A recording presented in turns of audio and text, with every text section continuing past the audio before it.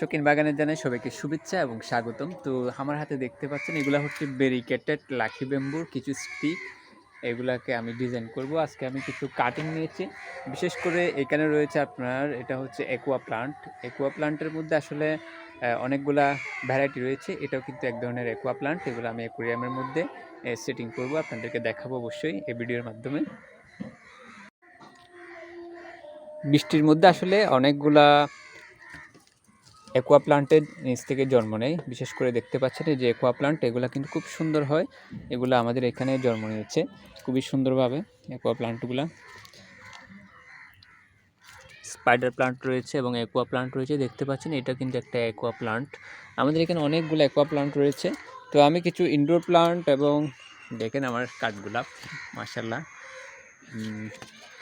তো এটা হচ্ছে একটা কৈলাসেরও কিছু কাটিং করলাম। কৈলাস কাটিং খুব সুন্দরভাবে হয়।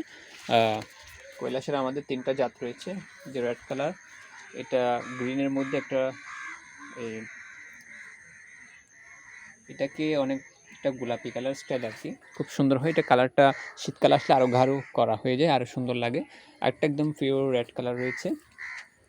যাই হোক, তো আমি এই কাটিংগুলো অবশ্যই লাগাবো এবং এটা দেখতে পাচ্ছেন ব্যারিকেটেড লাকি ব্যাম্বু, এটা পারফেক্ট একটা ইনডোর প্লান্ট। এগুলোকে বিভিন্ন ধরনের স্টিক করে খুব দারুণভাবে লাগানো যায়।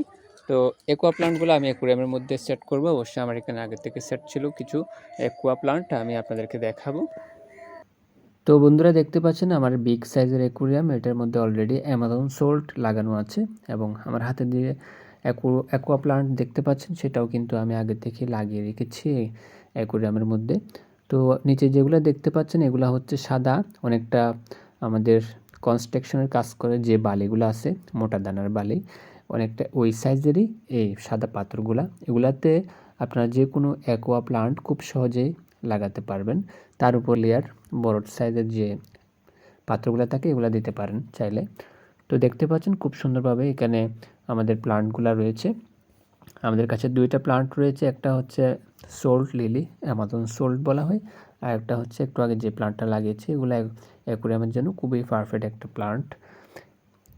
আর অ্যাকুরিয়ামের ক্ষেত্রে মাছের জন্য এবং গাছের জন্য এলইডি লাইট খুবই গুরুত্বপূর্ণ একটি, কারণ আমাদের সূর্যের আলো যে গাছের যে একটা ফোকাস দিয়ে গাছগুলোকে সতেজ এবং সবুজ রাখে, অনেকটা এলইডি লাইট যদি আপনি অ্যাকুরিয়ামের মধ্যে লাগান, এলইডি লাইটেও সেম কাজটা করে।